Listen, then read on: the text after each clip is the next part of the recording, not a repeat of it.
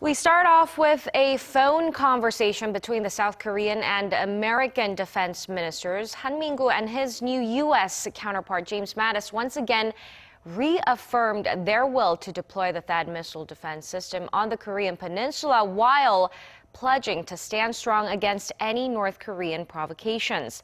The talks came ahead of the U.S. defense chief's trip to Seoul on Thursday. Connie Kim reports.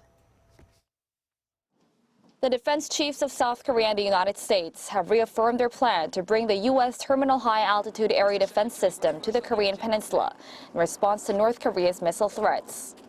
Seoul's defense ministry said Defense Minister Han Min-koo and his U.S. counterpart, James Mattis, held telephone talks on Tuesday, during which they expressed serious concern over North Korea's escalating threat and acknowledged the need to strengthen cooperation on North Korea policies. Han and Mattis also said there's a possibility North Korea could launch a strategic or tactical provocation, as it could misjudge the transition of power in Seoul and Washington.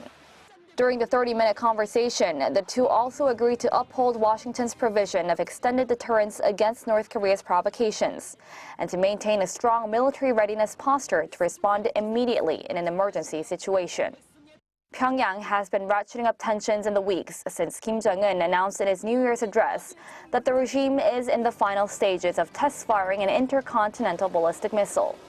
Acknowledging the growing threat from the north, Mattis' first overseas trip as defense secretary is to South Korea and Japan this week to shore up relations with the two U.S. allies.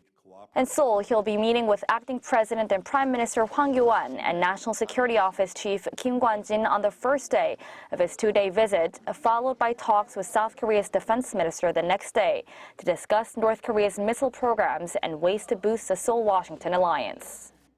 South Korea will be the first stop on Mattis' trip, and Seoul is hoping the visit will allow the allies to recommit to their mutual defense treaty and further solidify their defenses against North Korea's threats.